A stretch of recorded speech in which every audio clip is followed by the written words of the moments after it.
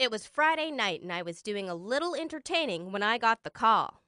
My granddaughter, Red, was asking for my email address.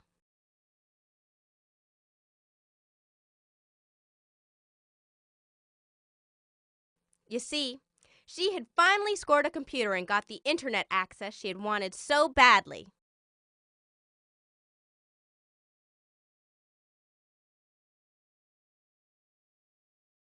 Not long after, I went for a visit, and it's a darn good thing I did.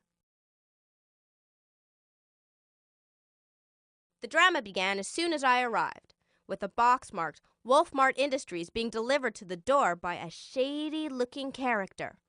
It seemed that Little Red had been doing some shopping on the internet.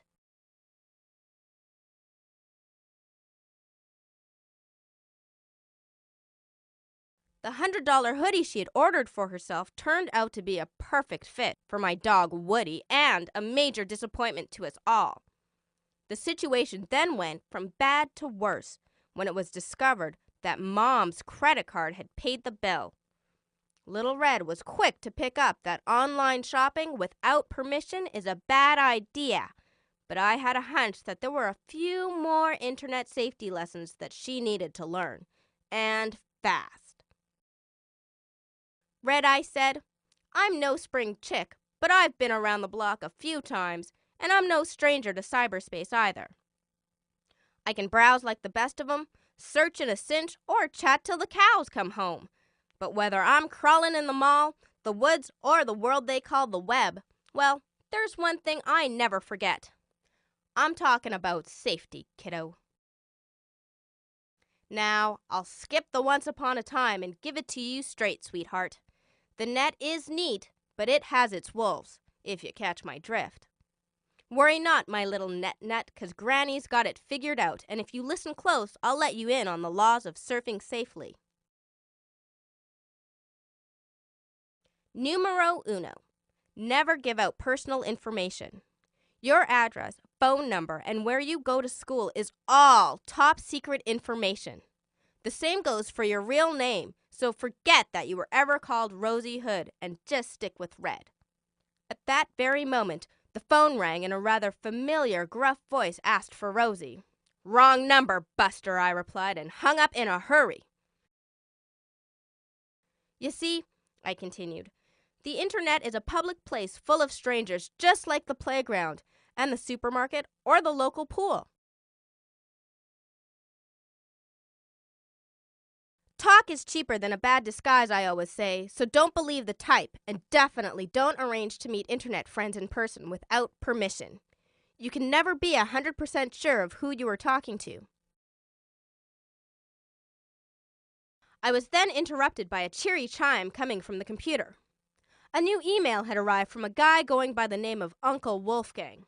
Well, Wolfgang had either missed every family reunion there ever was, or he's a monkey's uncle, I said to Red.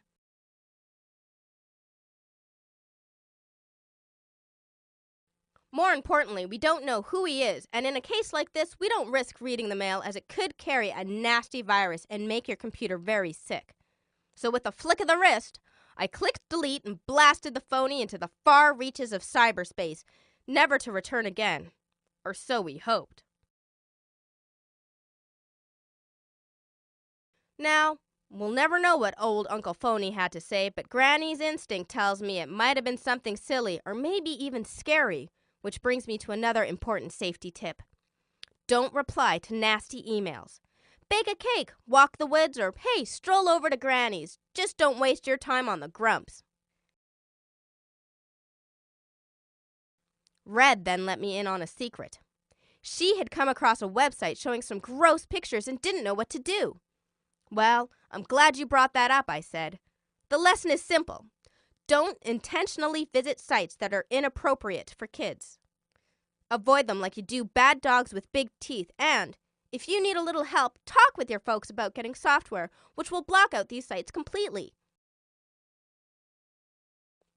They say imitation is flattery, but when the doorbell rang and we answered to find some ding-dong dressed in dated granny garb, I had to give the beast a piece of my mind. Hit the road, Jack, and don't come back. You may think you're slick, but we're hip to your tricks. A few net safety tips and some filtering software is all it takes to block out the bad stuff and outsmart the likes of you.